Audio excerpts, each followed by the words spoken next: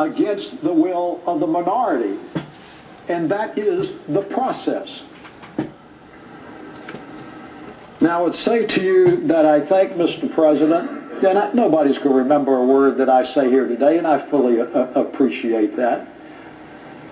But I think it would be remiss if we didn't remind those that, first of all, it corrected the inadequacies of the existing lines.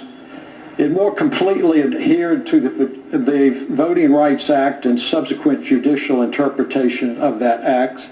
It insulated the Commonwealth from lawsuits filed under the Voting Rights Act. It rectified the failure of current boundaries to reasonably adhere to the provisions of one man and one vote.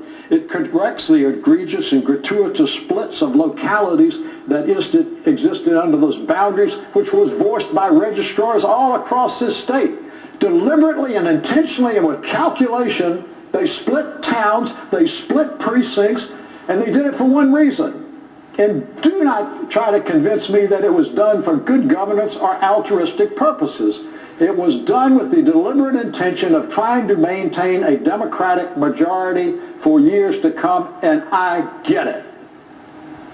I get it.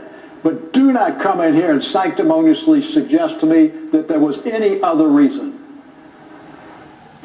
It further, Mr. President, included districts that are significantly more compact and less torturous than they have previously been. And I say that, it is interesting to me the selectivity of the approach on arguments, and I will never, in my best day, be as analytical and as articulate as the junior senator from Henrico, so I will just have to do my best in my own little way. We, on this side, did not come forward with a congressional plan that included a new minority-majority district. I must have missed the effort from the Senate of Virginia that year to make any effort to create a new minority-majority Senate district. I think I missed that.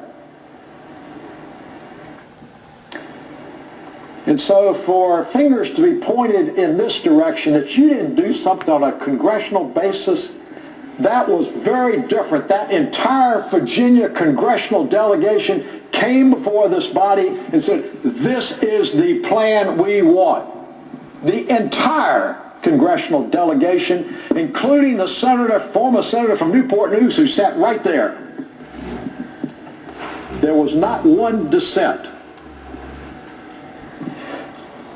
And we get criticized on this side because we didn't come up with something on the congressional delegation when we had already had the Senate redistricting plan stuffed down our throats because we were a minority.